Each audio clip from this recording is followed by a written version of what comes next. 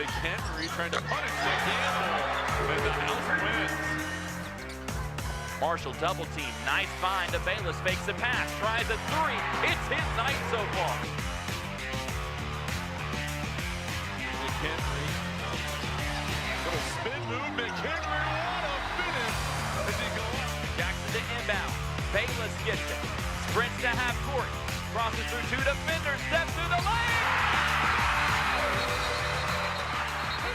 The Tops look to finish a challenging regular season, look to defend their Conference USA title. And the Lady Toppers are making a late season push for the Conference USA crown. All that and more next on The Extra Point. Pass is called, one-handed grab. Are you kidding me, Dalvin? Bucket with space inside the 10. Looks to break the tackle, and he breaks the end zone. Dominate on 3 with 3 down. They will keep it on the ground with Wales. Not only will he get the first down, he'll get the touchdown and the championship. Use it for Rogers for 3 for the win. Western Kentucky does it great. The grass is red in Kentucky. Holy moly. The Hilltoppers are champions of Conference USA. Welcome inside Studio 2, the home of The Extra Point. I'm Will Gerber, and that guy right there is Gus Warren. And your hour of local basketball coverage starts right now. Man, Will, isn't it nice to not yell at each other for about 5 minutes? Yeah, we'll see how long that I was lasts. about to say that won't last Take very your long. bets now. But, first up, the Tops won a nail-biter over La Tech in a game full of questionable calls and dramatics that left Coach Plona leaving his box like a prime John Calipari. Yeah, Gus, gritty was the name of the game in this win for the Hilltoppers, winning that one 64-63. Their defense was astoundingly good in that game. 19 points is all La Tech had in the first half. That's slow to say the least. Held them to like 4 field goals in the first half alone. 19 first-half points, and then preseason Conference USA Player of the Year Daniel Bacho was scoreless in the first half, only finished with 10 points. The Tops held the Bulldogs to 37% shooting from the field, and they would outscore the Bulldogs in the paint 36-16. And the Tops allowed La Tech 16 makes, which is the least amount of field goals that La Tech's made all year. Safe to say that the Tops are looking like Austin Powers. They got their mojo back. Yeah, that stat line right there, the points in the paint is just insane because that the Hilltoppers have their biggest problem this year has been lack of depth. But tell me about one player that really stood out to you in that game. You said lack of depth, and among that, one player stood tall. Braxton Bayless, game high 27 points, which was also his career high. He shot 11 of 19 from the field, 75% from 3, Will, 3 of 4 from beyond the arc. Looking like Dame Lillard out there. Exploded for 18 in the second half. He only had 9 first half points, and then it went off for 18 in that second half. Yeah, he really that's the Plona mindset is any one of those guys can take over in a game. A next man up. And yes, absolutely, and that's the big thing. But let's hear what Coach Plona had to say about that win Saturday night over La Tech.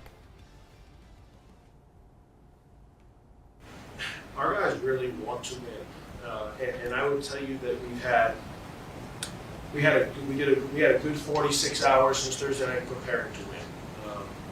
You don't just win because you won last year. You don't just win because you won 3 games in a row going into the term. You don't just win because you're at home. You don't just win because you want to win. You win because you build habits to prepare to win. So I thought we did a good job in the 46 hours since, and we have to be able to handle coming out. I mean, that game could have gone either way.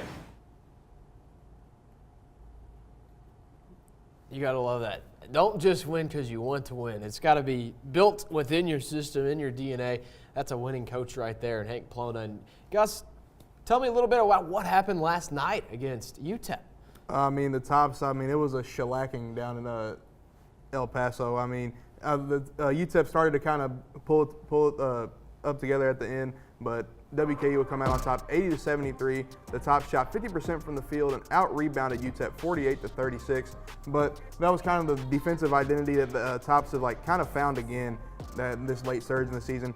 They held UTEP to 29.5% shooting from the field, just under 30% shooting from the field as a team. That is phenomenal defense that was played by the Tops. Yeah, and this was kind of a game where they got out to a pretty hefty lead and, were able to kind of fend off New Mexico State. Goodness, I'm jumping ahead. UTEP. And but Gus, who was that one player that really stood out to you in that game last night? I'm feeling like Pop Smoke with the woo, Tyrone Marshall. He had 16 points, 6 of 9 from the field, and 9 rebounds. He shot 66.7% from the field. And Will, you kind of talked about it, or we kind of talked about it a little earlier. He's a 16 and 9 merchant. He is a almost double merchant. I can, if I had $1 for however many times Tyrone Woo Marshall had, 15 points and 9 rebounds, or 20 and 9, I'd probably have about $15. Yeah, I mean, he's a do-it-everything player, and, you've got 5 or 6 guys on this team that are more than that even, but, 5 or 6 that stand out to you, and, who's going to be the guy to step up on Saturday night? Exactly. Guys? I mean, yeah, and looking ahead, this Hilltopper team is playing New Mexico State tomorrow. Will, what are the keys to this game? New Mexico State's, I'm sure this is the one that they've had marked on their calendar after that brutal beatdown in Diddle Arena in January or February 1st, I guess it was. So for them, they're similar to how the Hilltoppers play. That they're 15 and 13 on the year. They're 7 and 8 in league play, 8 and 7 in league play. There it is, 4th in the league. They're kind of at the front of that mess of several teams that are right around 500. 70.2 points per game, which is bottom of the conference, but they're 66.2 points per game allowed, is 2nd in the league, and they're 39.9% field goal percentage. Dude, they sound a lot like. They sound a lot like the Tops. They do. I mean, this is they play a lot of gritty defense. They don't score a lot, but they don't allow a lot of points. And one player I feel like that needs to be highlighted, the Tops really need to look at it on the scouting report, Peter Filippovity. He is 2nd in scoring on the team with 12 points, but he leads the team with 8 rebounds per game. Most recently, he had a big 18.9 rebound outing against Kennesaw State. And Will, in 4 of his last 5 games, he has gone over 10-plus points. And the best game he's had in that stretch was a 20-point, 12-rebound performance versus Jack State, one of the top teams in the conference that have a lot of good front court play. Absolutely. Be able to do that against Jack State, who's a very long team, well-coached team, and that's someone that if Hilltoppers can lock him down, they might be coming home 2-0, which exceeds everyone's expectations. But we've got some things coming up. The Lady Toppers look to extend their win streak and lock up a top seed in the Conference USA tournament. Plus a look at a player who was straight up robbed from Conference USA Player of the Week. All that and more right here on The Extra Point. When I was in foster care, I never knew when I would have to move, so I always had my suitcase ready to go. Then one day, I was adopted. My new parents opened their hearts and home to me. My parents cook my favorite breakfast for me every morning. My parents take me on trips I never thought I would go on. They gave me a home and an even better reason to use that suitcase. My parents aren't perfect, but they're perfect for me.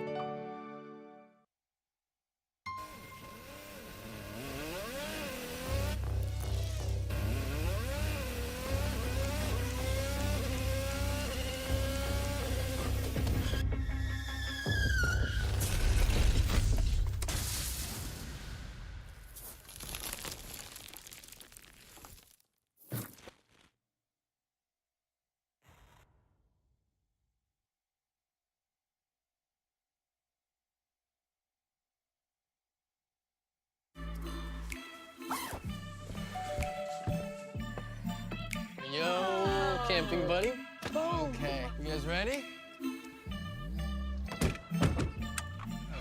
Dude, I thought you were driving. I thought you were driving. Oh, I never said I was driving. I definitely can't drive.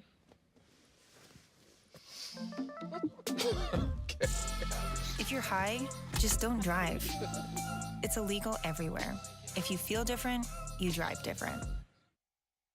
Hi, I'm Smokey Bear, and I made an assistant to help you prevent wildfires. Dude, I've got this. I've been camping since I was 5 years old. But I am a camping influencer. You know what? I'll bet you $5. Okay. Assistant Smokey, what is the best way to put out a campfire? To put out a campfire, drown with water, stir, drown again. Then make sure the fire is out cold by feeling with the back of your hand. Wait, really? I'll take the $5.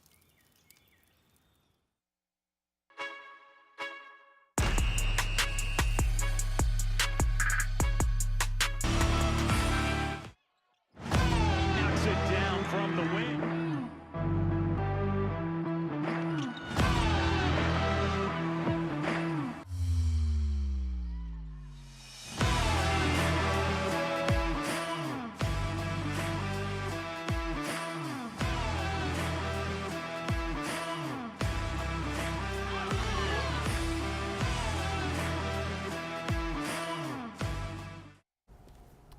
Welcome back to the Extra Point. A third straight Josie Gilvin double-double and 4 threes from none other than Acacia Hayes sparked a 31-point fourth quarter comeback as the Lady Toppers would defeat the La Tech Lady Texters. Gus, what happened in that game? I mean, it was nothing short of amazing. That was a good run. They went on to close it out. I don't think they led in that game until they took the lead in the fourth quarter. No, they didn't. 31 fourth quarter points. Josie Gilvin, third straight double-double. That's the first time somebody's done that since 2021 when Raneem Elgdaway did it. And that was 193 threes made on the season as a team, sixth most in this storied program's history. Yeah, I mean, and not only did she do it in that game, but the game before, she had 23 points, 11 rebounds, 5 assists, 2 steals, and a block against Sam Houston. Deanna Jazzy Bunny's back at it again. That's stuffing the stat sheet if there ever was such a thing. But Gus, who else are you kind of looking at? Somebody else I'm looking at, yeah. Alexis Mead in this game, 5 or more boards in 6 of her last 7 games. And then, national ranking, Alexis Mead is 36th in free throw percentage. Josie Gilvin is 49th in steals. And Alexis Mead is also 65th in steals. And she is first in Conference USA in assist-to-turnover ratio. So you've got a lot of Lady Toppers ranking high in the conference and in the country. Yeah, if they keep this up, we'll jump ahead of ourselves. But let's take a look at last night's matchup against UTEP, and if they continue that win streak or not. Gus, what did they do? Spoiler alert was that they did. That's great. They did that in impressive fashion. They did. Winning that one, what was it, by almost 30 points? Yeah, I was about to say, it was a rough blowout. It was a blowout. Yep. They dominated them 81-58. That is win number 20 on the season. That is the Lady Toppers' 34th 20-plus win season in program history. They scored 25 points off of turnovers. They outscored UTEP in the paint 41-24, and they outscored them on fast breaks 16-6. This was an all-around just shellacking. They took UTEP to the woodshed. Yeah, they really did, and you see the highlights right there. Josie Gilvin able to get it done again. I mean, what a streak she's been on. I was about to say, ever since Ryan Murphy did that package on her, she's been balling. Yep. I mean, 21 and 11 last night, 9 of 15 from the field. That was her 4th straight double-double on the season. That is her 4th 20-plus point performance. She has, down the stretch, she has been arguably the most valuable player to this team. This is a team that, Coach Collins, I've been here 4 years and, kind of seeing how they've developed. He loves the defensive identity. They play kind of messy. And, what they were lacking was the offensive firepower. And you're not just getting it from one player. You're getting it from multiple. Yeah. And that's the big thing. And that's why I think this Lady Topper team will be a threat when it comes to the conference tournament. And speaking of that, they've locked up a top 5 seed in Huntsville. So they'll be playing on either Thursday, possibly Wednesday with a bye, depending on how things go. But, Gus, I really like how things are shaping up for them right now. Yeah, it's looking good. And let's look at New Mexico State. That's going to be another big test they have. New Mexico State currently they will host the Lady Tops will host them for Senior Day. The Mexico State Lady Aggies, they are 15-12 on the season, 8-6 in Conference USA, pretty similar to the men's team. They average 65.6 points per game with 10 steals, 19 turnovers per game, and 19.4 forced turnovers per game. This is a team that's that they are very similar to the men's team. They play a gritty style of basketball. They like to win ugly. This is going to be a game that the Tops they're really going to be tested the final game of the season to close it out. They do, but who's that one player I'm looking out for? It's none other than Molly Kaiser. Talk about a stat sheet stuffer. 21.4 points per game, 3.4 rebounds, but 35 minutes a game. So that is Tom Thibodeau, New York Knicks, Chicago Bulls minutes right Very there. much so. That's the first person that comes to mind when you see someone with almost the whole game. Yeah, I was about to say. Yep. Well, Rick Stansbury, he was another guy. But she's double figures in all but one game, 20-plus points in 15 games, 30 or more in 5 games, which is crazy. Holy James Harden. But the Lady Toppers held her to just 17 points. And, they had that game 1 in Las Cruces. It's just a matter of being able to close things out. And luckily for them, it is Senior Day. So, for a player like Alexis Mead, who, that's going to be some more been here all 4 years, you don't ever see that anymore. See a player that stays somewhere, especially somewhere like a mid-major, for 4 years. Here is crazy. So, this is the year for them to do something. And you got another junior we talked about in Josie Gilvin, all this stuff lining up. But, give me the Lady Toppers tomorrow afternoon in Diddle Arena on Senior Day. Absolutely, and I mean, it is just like if we take a look back at last year, how it ended. You know, they only won like maybe 4 Conference USA games. It's night and day looking at this team and last year. I mean, it's just crazy how they've turned it around, and you know, there's just multiple players that are able to come out there and just produce at any moment. Definitely. But we've talked some college hoops. The time is here. It's all high school basketball, as we'll give a look into our regions to watch out for as we head deeper into the postseason. And 2 girls teams in the Bluegrass that are on a collision course for Lexington. We'll get into it next, right here on the Extra Point.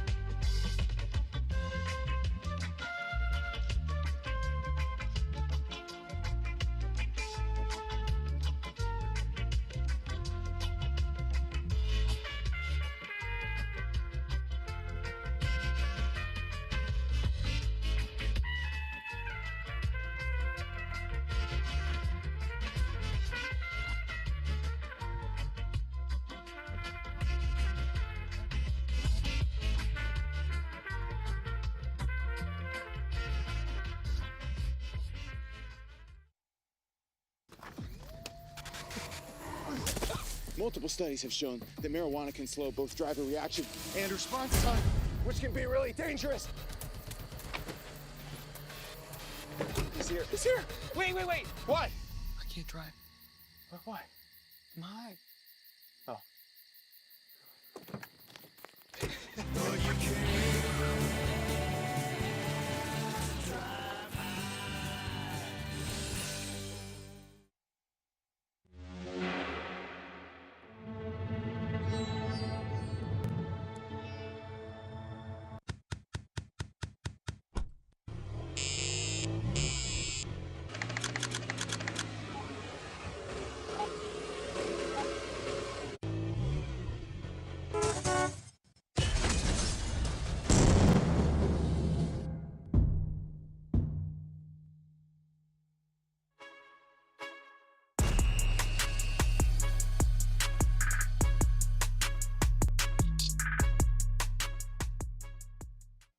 Swing across the Commonwealth with district championships last night and tonight.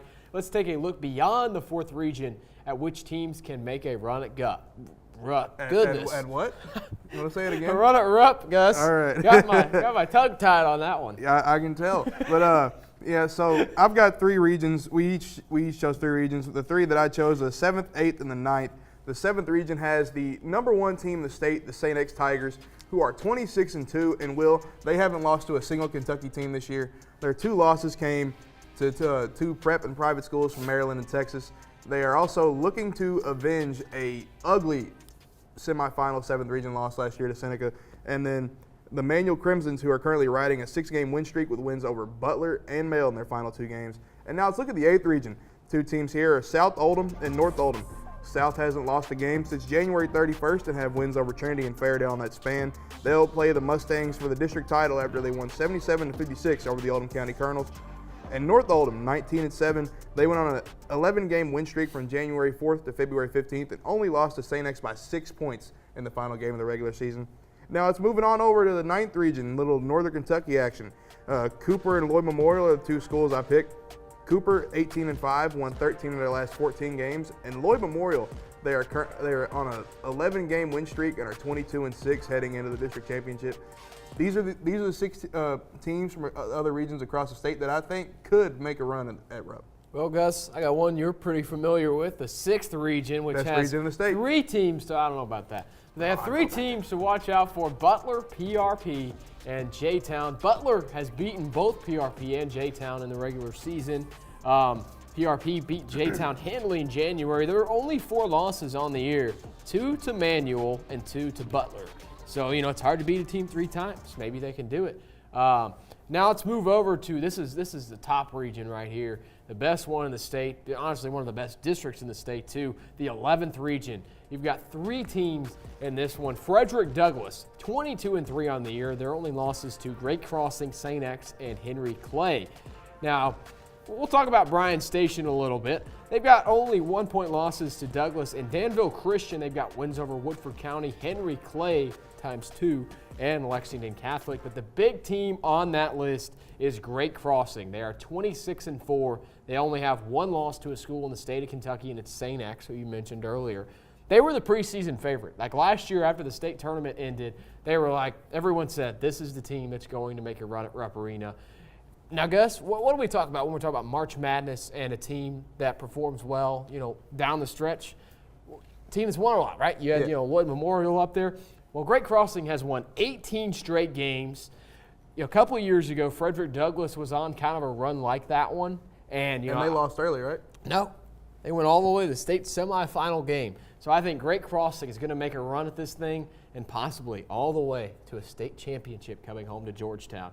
But I've got one more region for you, Gus. The first region, Callaway County, 26-3 on the year. They've got wins over Trinity and Butler County.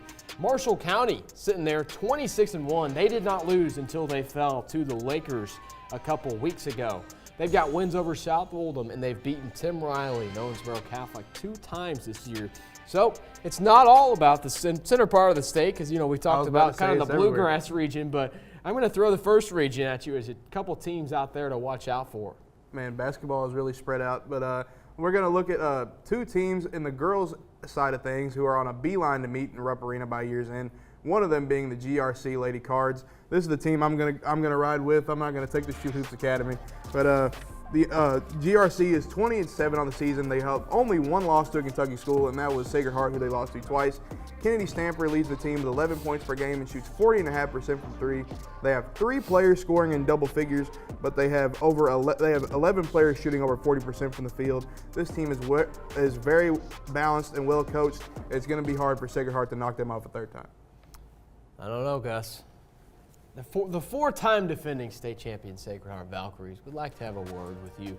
Zakiah Johnson, the LSU commit, going to play for Kim Mulkey, is averaging 21.9 points a game, almost 8 rebounds. Tootie Jordan, who is just a sophomore, Gus, 13.6 points per game, 86% from the stripe. As a sophomore, that is impressive. Bree Wilkins, 12 points a game, 40.2 from beyond the arc. I mean, that's a trio. That's a trio right there. That is a 3-headed monster. Hard to do anything with. I will not argue that. All right, Gus. So, but I will argue. You know me. I like the underdog. I like a David and Goliath type of story. You've watched Rocky before, or I hope you have at least. Yes. Obviously, I'm American, right? I was just making sure. Apollo and Rocky, they have a fight. Rocky loses the first one. He comes back in the second one and wins it all. Nobody expected Rocky Balboa to be a champion, and I'm going to take GRC in this one. I think they are going to knock off Goliath. I think they are going to knock off Apollo Creed. I think we are going to see George Rogers Clark. I think they're going to be the state champion. Wow, you're calling Sacred Heart Apollo Creed. I don't know if they like that at all.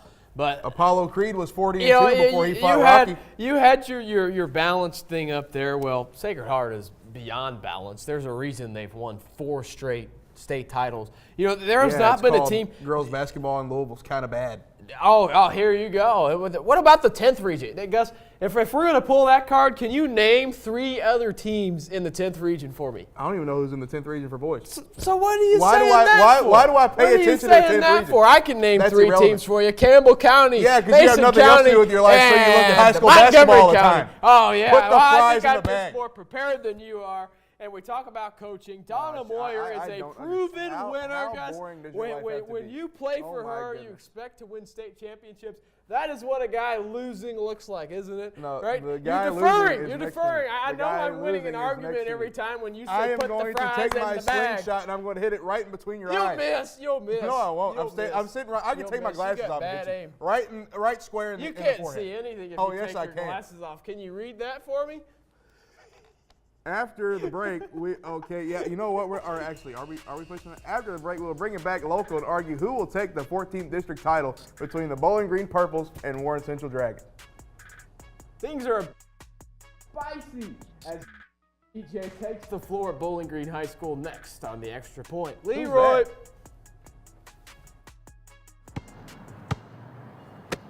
Bring it.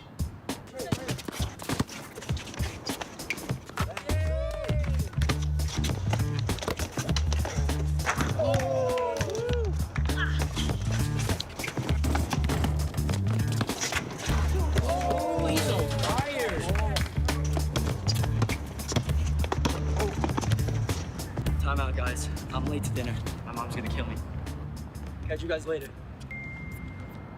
Mom wants us home. Okay. Bye, guys. You guys need a ride? Sure. Yeah. All right. How about some one-on-one? I gotta go eat, man. Sorry, I'll see you later.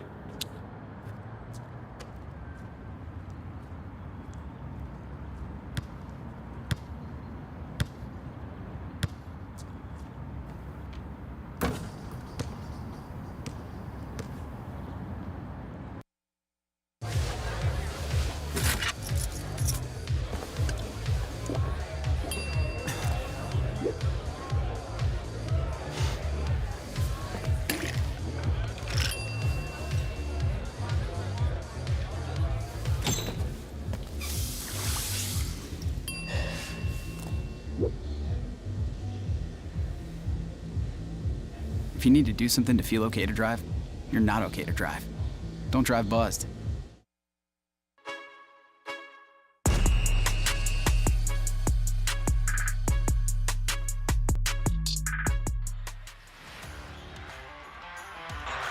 McAfee for the tie. Got it in!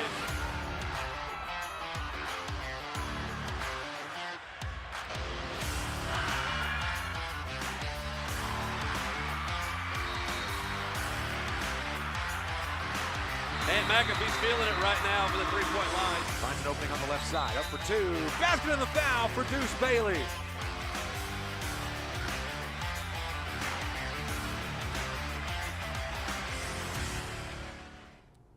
Welcome back into the Extra Point. We have some 14th District High School basketball for you. The district tournament this week at Bowling Green High School. Gus, let's go ahead and jump right on into the highlights. You've got some rowdy fans. Rah, rah, rah, chomp, chomp, right, Tyler? Let's give these fans something to cheer about. Or not. McLean Hudson scoop and score to put the Spartans in front. And Ansley Hendricks, we have to get our Greenwood highlight in there. On the wing, pulls the trigger and connects on the triple.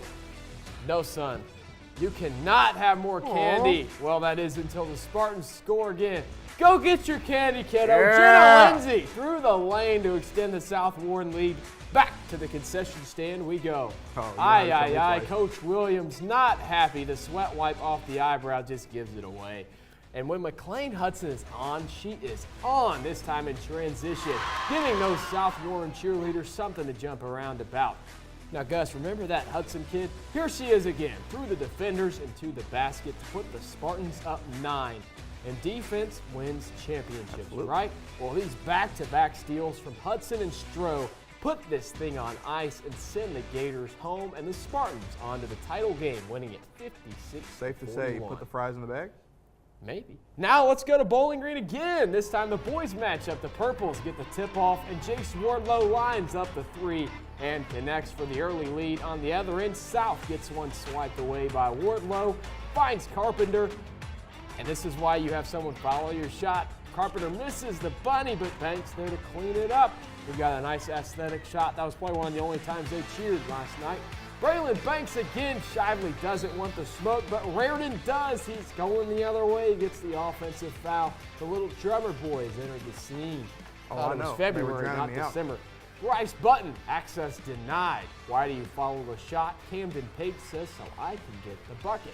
When in doubt, lay it in. Joe Hurt misses the jam in transition. Not good. Come on, man. Here comes Braylon Banks again. Swift moves through the lane and uses that glass. Fundamentals, baby. Exactly. Now Deuce Bailey, here you go. Doing what he does best. Passing the rock, he finds Carpenter. QB1 still getting pass completions in February. Oh, look at that. And now wait for it. With that guy right there munching on some nachos, Gus. And now let's look at girls basketball right here. The 14th district title is here, and named Bruce Buffer. It is time as Avery Fugate gets the deuce. This game was as hard-nosed as they come. A low-scoring first half. Look, we got the Zen Master right here. The first, and then we got the Zen Master. Yeah. And then we got a slobber knocker on our hand, folks. We are tied at 14 at halftime. Coming into the second half, we have another Avery Fugate. She gets the better of this post-battle with Zara Hall as she pitches this one, not in her house. Maddie Davenport claps back from the rejection with yet another three from beyond the arc. The Purples are starting to cook. As like you said, here come the Purples. Catherine Calvert sinks a three to keep this one competitive, but Emma Macy will end up catching the Katie Smiley touchdown pass, full court, looking like Nikola Jokic out there for two on the other end. What a beautiful play of basketball right there. And then look, as we got the student section right here, Bowling Green Faithful is getting into this one as Katie Smiley is wide open in the corner for the corner three. Did Peter not tell y'all that the corner three is a glitch in the system? Did y'all not see that episode? Lane Embry tries to draw something up for the Spartans, but it wasn't enough as the Purples take the 14th district title and they get the buses ready to head to Diddle. Isn't that right? They're just going down the street. Down the street. Now let's talk all things 14th District Boys Championships. Bowling Green and Warren Central play tonight. Will, who are you taking? I'm going to go with Bowling Green, but I wore a Navy tie, so you can't say anything about my tie. Joe Hurt, 64.2% from the field, 28th in the state. Their 71.7 points per game are good enough for top 25 in the state of Kentucky. 54.8 from the field. Gus, what is that? Number 3 in the state of Kentucky. That's cute. They have not lost a home district final since 2011. Bowling Green does not like losing on their home court. That's very evident. Gus, what do you have? I mean, they don't like losing in the district championship, but they seem to like losing in the region championship. We're talking about district. Yeah, but We're talking about the district. They can have this participation We're trophy. talking about the battle, not the war. Are you going to let me? We're talking about the battle, not the war, Gus. Come on, shut up, Skip Bayless. I don't think I'm going to let you get your Central stats Dragons in. are 23-5 on the season. Now. Senior guard Aunt McAfee is averaging 20.5 points per game, shooting 44% from three. They swept the Purples in the regular season. You forgot to mention that, big guy. And they didn't lose to any school in the Bowling Green area. Oh, that's cute. Like Greenwood's tough competition. Come on, Gus. I mean, the only tough competition they had was Bowling Green, and they beat them twice on the season. I don't know. As a matter of fact, you clearly did not watch. Bowling Green hasn't beat the Dragons since last year. That's since last year. Oh, wow. That's a big deal. That's a big deal. Kentucky hasn't lost to Tennessee since last year. You know who else hasn't beat Kentucky in a while? Louisville Cardinals. What does that have to do with Bowling Green? You're bringing up college, so I'm gonna bring up college. Oh, okay. Are you now? You're fighting a losing battle. I get this dude out of my face. Like, why are you even here? Here's my thing. Get this camera on me right here. No, don't. Don't savor his flavor. Don't savor his flavor. It's like some jelly bean that somebody stuck under a toilet in a public bathroom. It is this district final. Oh my Give God! me the Purples Stop to bringing win it this tonight, up. Cutting down Put the their fries own in the necks. bag. Oh my God! Put the fries in the bag. Count goes to 2 now. Yeah, and you are 0-2. The people love to see us debate. Now it's time for a new duo to try and fill our seats. As if the region breakdown wasn't enough, we've got the lay-of game featuring some district finals next on the Extra Point.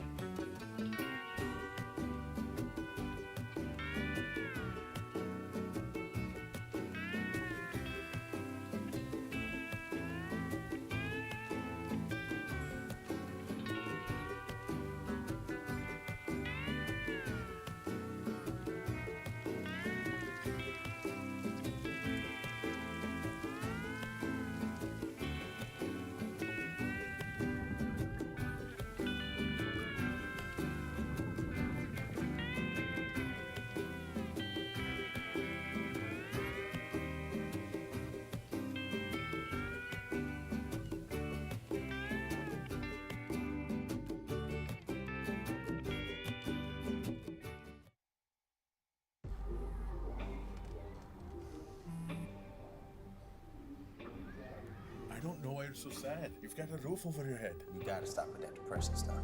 That's what white people think. You alright? It just feels like it's coming from everywhere. Do you want to talk about it? You can talk to me if you're feeling sad. Whenever you need to talk, I'm here, okay?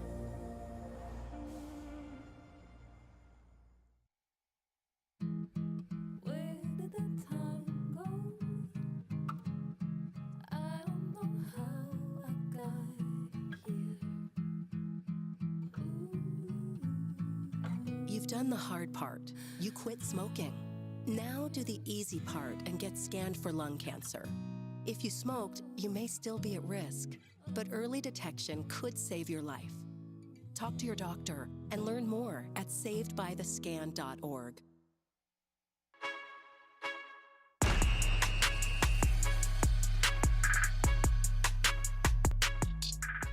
Welcome back into the Extra Point. It's time for everyone's favorite segment, maybe.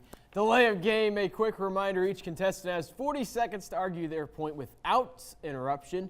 After that, do whatever you want. Today, I'm joined by Phil Clark and Logan Blandford. Now, our first topic, we'll get into it. We've got around the Commonwealth, but we're going to stop in Lexington. Bryan Station, Frederick Douglass square off tonight. Who you got in this one, Logan? Well, I'm going to take the underdog in this matchup. I'm going to take Bryan Station. That's right. Frederick Douglass has beaten Bryan Station for 3 times in a row, but the first game they lost by 8, then they lost by 6, then they lost by 1. So Bryan Station's gotten closer each time. For the 4th time tonight, they're going to meet, and Bryan Station's going to get them tonight. All good things have to come to an end. It's going to come to an end for the Broncos. Bryan Station, they have a remarkable talent in Amari Owens, and he's only a junior, so he's going to continue to improve. They've beaten Henry Clay, another rival, 3 times this season. They just beat him in the district semifinal. So Bryan Station's going to get it done tonight. Glory's going to end for the Frederick Douglass Broncos. All I got to say is Brian Kelly, Brian Cranston, Brian Elliott. Give me Broncos in 5. You look at this record, 22-3. They're ranked 3rd in Kentucky. There's no competing with this team from Lexington. There's no competing with it. History will repeat itself. Obviously, there's a thing called a sweep, Logan, in case you didn't know. You don't have to lose the 4th time. You can sweep them. There's a 4-0 sweep. They beat DuPont and Mail. We got a guy like DeMarcus Surratt, averaging 16 points a game, go up and get you a basket. You also got that 3-point shooting in Tate Robinson. His teams would take down Bryan Station any day. All right. I don't know. What do you think, Logan? Look, when was the last time you heard of somebody beat somebody 4 times in a season? Sweep. Don't tell me a Game 7 series or in you've baseball never heard of a when they sweep? play 4 times a week. Never heard of a sweep. 4 times over a season, that's crazy. Bryan Station's got to come That back happens all the time, Logan. Frederick. It happens all the time. No, it doesn't. It's not very common at all. And All look, right. we're also All right, talking. we'll see tonight. This is the district championship tonight, so they could end up meeting a 5th time in the region. And you know what happened? They'd go 5-0. 5-0. They would go 5-0. No, they wouldn't. No, they wouldn't. Yes, they would. They would go 5-0. The Broncos are going to go wailing tonight because Bryan Station. The Broncos are going to go wailing. All right. What a joke. All right. Now we're going to move things to the 502.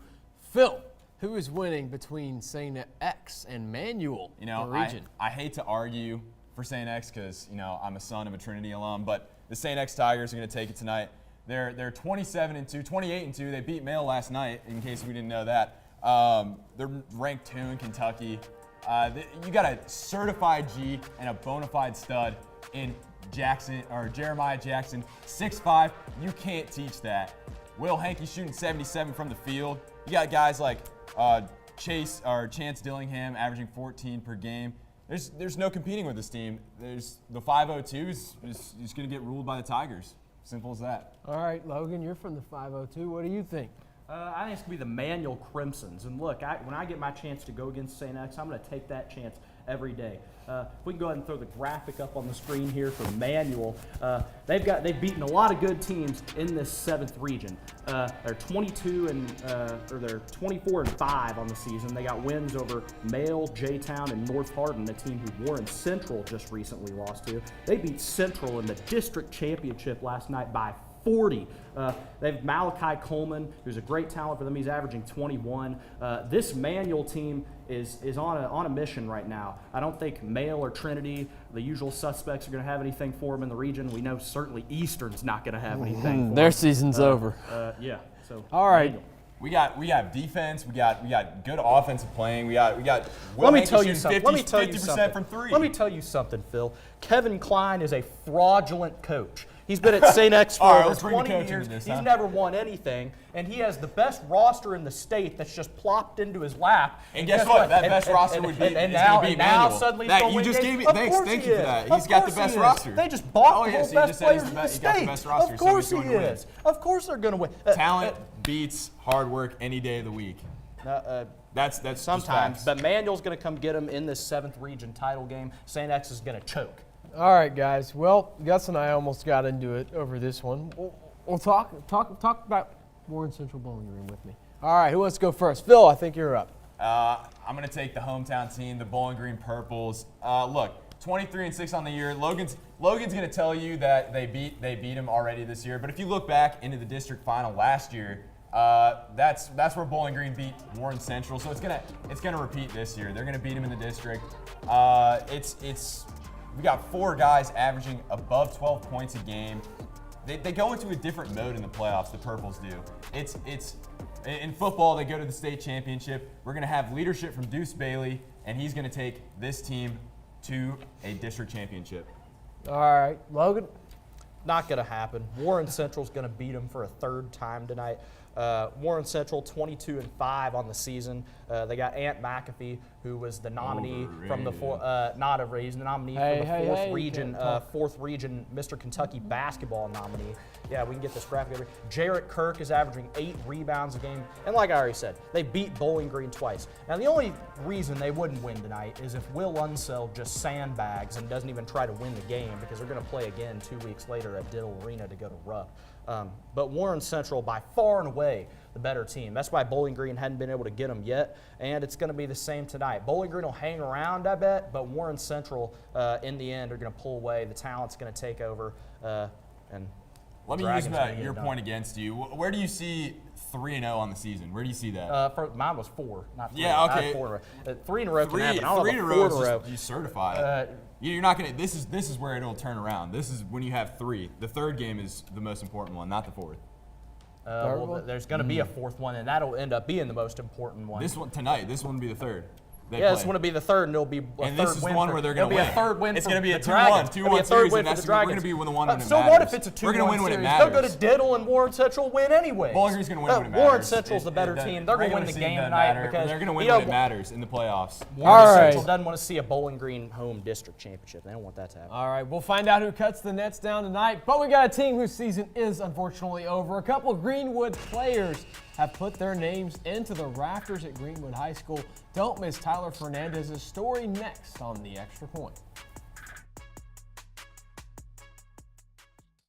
When I was in foster care, I never knew when I would have to move. So I always had my suitcase ready to go. Then one day I was adopted. My new parents opened their hearts and home to me. My parents cook my favorite breakfast for me every morning. My parents take me on trips I never thought I would go on. They gave me a home and an even better reason to use that suitcase. My parents aren't perfect, but they're perfect for me.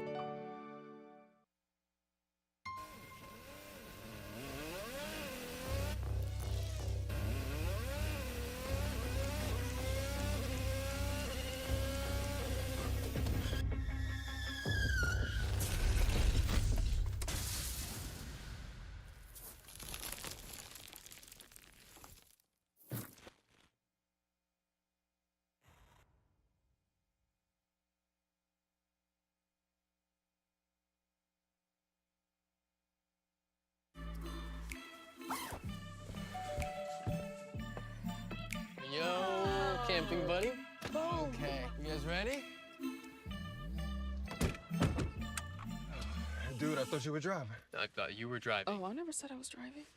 I definitely can't drive.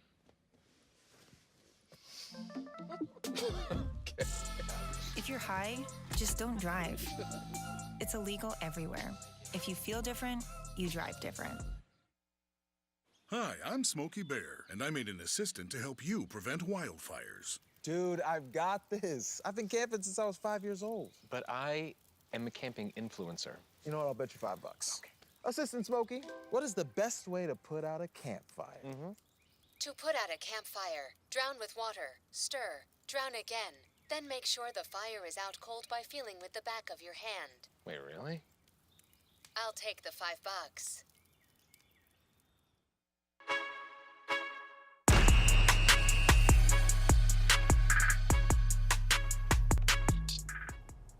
Like many schools in the state of Kentucky, Greenwood has many players with their names in the rafters, including WKU guard Cade Stinnett, but 2 new players have added their name to this exclusive list. Reporter Tyler Fernandez has more on this exclusive chat with Gator basketball. Greenwood is no stranger to greatness. Let's go, wake it up. And for 2 Greenwood Gator basketball players, Should be a notch quicker here, should be a little quicker here. they have quickly added to that success. Both Nick Simpson Launch for the 3, Simpson left wing, good! and Asher Pettis. Pettis in the paint, goes up for 2, and lays it in! Nick Simpson, you have company! I like how you mentioned student section. All my buddies did come out to see me. It was awesome to see all of them lined up like that, the poster and everything they did for me. Both Simpson and Pettis became the 10th and 11th Greenwood boys basketball players to be named to the 1,000-point club. It was amazing. Obviously, it was on a loss, which, hurts a little bit, but it's still a cool accomplishment. It's been something I've been wanting to do my whole career here at Greenwood, and as soon as I got it, there was lots of happiness, and I was really glad we got the win as well. And there's no doubt from the eyes of head coach Will McCoy That was a good group, that he is proud to add 2 more players to the list. It's a great accomplishment that's seen as an individual thing, but really a testament to their teammates as well of being so willing to play through those guys the last 3 years. Here we go, right into perfection. They both joined Ben Carroll and Gators legend Cade Stinnett as the 4 players to be on that list in Coach McCoy's tenure. Cade was such an elite player here, and so was his team. The 21-22 team was really good. So to be a part of that, his legacy is really cool to hear. For Coach, it has been a testament to everything that they have worked for over their 4 years of being on the Gators basketball team. You don't become a 1,000-point scorer because you've had a good year, you've had a good career. Even though their time as Greenwood basketball players is over, the legacy they leave behind will last a lifetime. Be an elite company like that, it's amazing. For the Extra Point, Chicken Bacon Ranch Pizza. I'm Tyler Fernandez, and I'll see you at Greenwood High School with that pizza. Chicken Bacon Ranch Pizza. Man, why'd he say at the end? That sounds really good. Yeah, I was about to say, I've been hungry all day. And the story gave me an appetite. Yeah, That's a great story. It was a great story. 2 great players. Their season didn't end well, but that's something you hang your hat on. And I love the quote that 1,000-point scorers, they don't have a great season; they have a great career. And that's a testament to the kind of person and coach Will McCoy is, and what he's been able to do there at Greenwood has been beyond impressive. But Gus. Don't go anywhere, as your favorite segment, Delay a Game, is on deck. Phil and Logan are back to duke it out, this time over college hoops, right here on the Extra Point.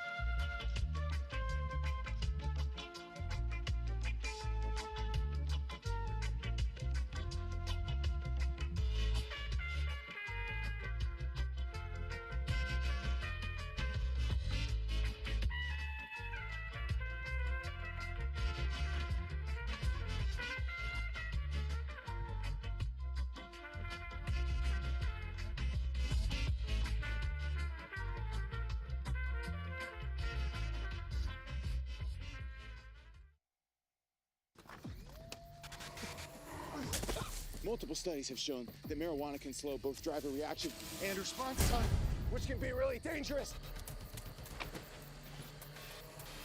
He's here. He's here. Wait. What? I can't drive. Why? My. Oh.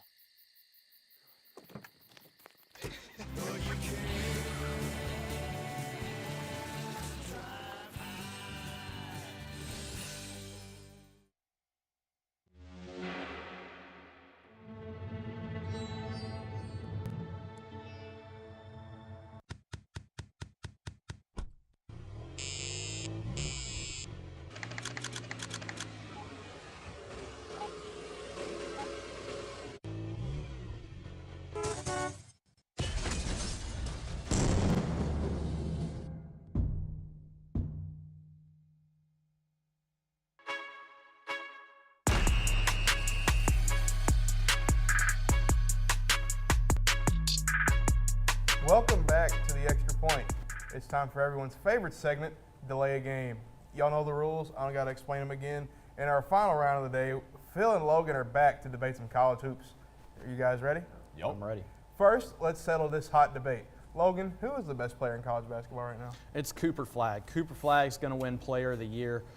Cooper Flagg from Duke, he's averaging 20 points, 11-time ACC Rookie of the Week. That's basically almost every week of the conference season. If we can go ahead and get our graphic up here, he's got minus 140 odds to win the Wooden Award and an ACC high 42 points that he dropped against SMU. A lot of buckets. It is. Cooper Flagg is just a generational talent. We all knew it coming out of high school, and he is showing it at Duke. Duke was clearly the best place for him to put this onto display. He fits so well there. He's going to be the #1 overall pick in the draft, and it's not even a discussion.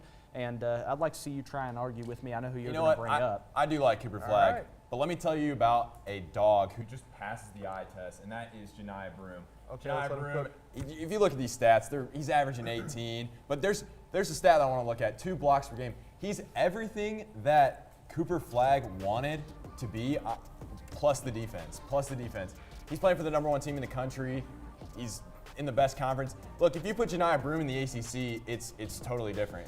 You're talking about him, and you're not talking about Cooper Flagg. There's just no way. First team All-SEC. He's got the accolades. He's got the talent. He's the best player in college basketball. Okay, is that all your time? Yep, that's all I need. Done? Oh, you left 5 seconds on the board? Well, All right, let's just go. 5 seconds, and I'll just take him over here. Janiah Broom is not the best player. Does he in the play country. defense? Does Cooper Flagg play defense? Yeah. No, and not very as well. good as not. And He very plays well. He's just not clutch. And He isn't Janiah clutch. Broom. You watch that Kentucky game, you see he's not good in the clutch. He's not like Janiah Broom. That's just absurd. That's Cooper not Flagg, absurd. Cooper He's Flagg got is nothing to very say to clutch. that, folks. He's Absolutely nothing He's to so say good to that that. there's no clutch moments for him to even have he has because the nothing to game's say to already that. over before it can even be Tell me clutch about that because Kentucky he's already game. put the game Tell me away. about the Kentucky game. Oh, we're talking about a game back in November in some tournament that was the first week. You know what? of the He year. just folded we ain't under talking about pressure. Folded under pressure of the SEC. That's There how wasn't it even- is. that was All not. right, hey. That's just- It's not blasphemous. It's facts. And we're going to move on to the next one. Thank Let's you. settle who the coach of the year is. Is he going to take flight, or is he going to create another Red Storm? Logan, who's taking the coach of the year? Pat Kelsey or Slick Rick? Pat Kelsey's taking Coach of the Year, and it's not even close. Look, Pat Kelsey took over a Louisville program that was in the depths. Actually, it was pretty much underground, Gus. I was about to say, it wasn't further even than that. alive. 22-6 on the season versus an 8-24 record last year. They're second in the ACC right now, number 19 in the AP poll. They went on a 10-game win streak from the beginning of the new year until mid-February when they lost to Georgia Tech. But, 6 losses at this point. I don't even think the city of Louisville thought this was possible for Pat Kelsey to achieve with this team. What he's done is just incredible. On all ends of the floor, this team is looking dangerous. That is one thing he has done. He has somehow managed to clean the stink away that Kenny Payne left. But, Phil, what is your rebuttal? I'm going to talk about somebody that, everyone knows at home, and that's Slick Rick Pitino. He's the best coach in college basketball ever. That's just a fact. St. John's was unranked last year, and he's taken them to a 7 overall this year. And you see the record: 700 wins, 54-19 in March Madness. He's doing what Pat Kelsey did, just better. He's just doing it better. He's the first coach to guide 3 separate teams to the Final Four, and let's make it a 4th. As simple as that. He's going to do it this year. and he's better than Pat Kelsey. The 5th time he's won a division. Yep, 5th time he's won a division. Great motivator, too. Well, look, Rick Pitino. Now, let's box. Rick Pitino's done a phenomenal job. You heard with Gus, St. he's a John's. great I'm not motivator. denying that. Great motivator. He is, but look, Pat Kelsey's an even better motivator. No, not Rick Pitino now.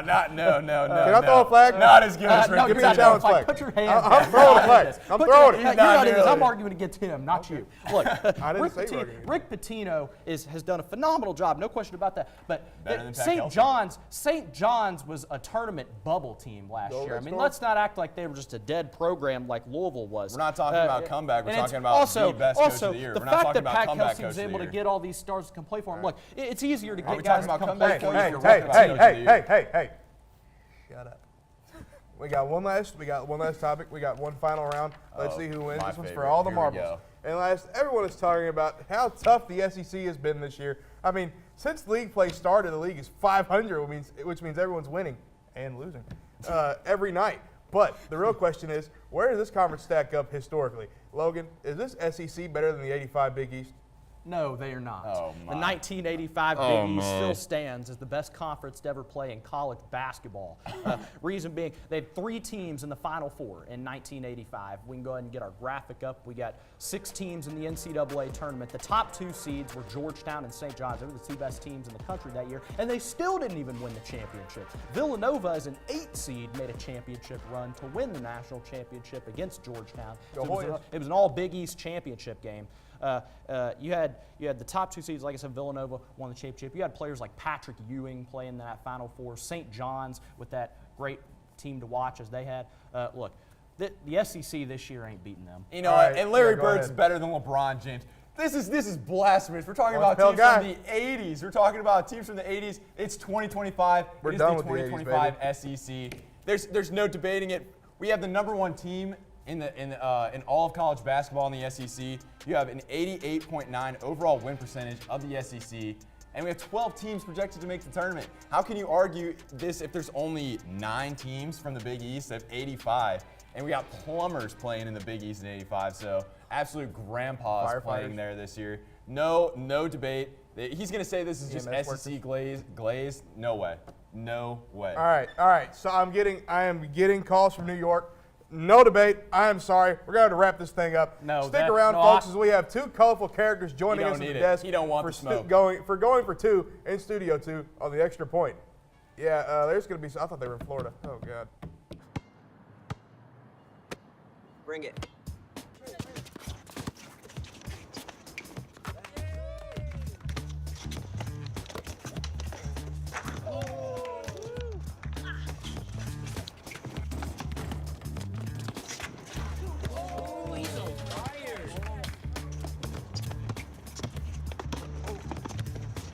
Time out, guys. I'm late to dinner. My mom's gonna kill me.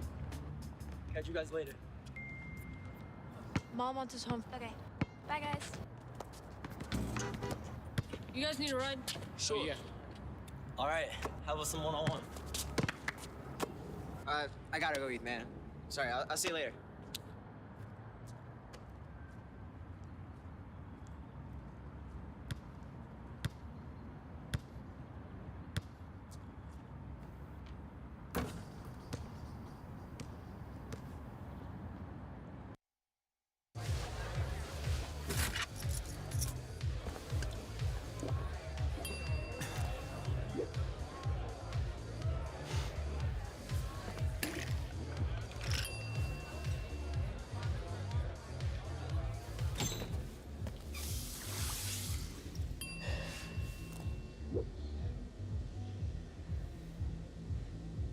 If you need to do something to feel okay to drive, you're not okay to drive. Don't drive buzzed.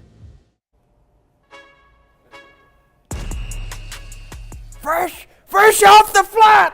That's all the time we got today! Let's see you next week. It's up. And it's no good! Oh, come on!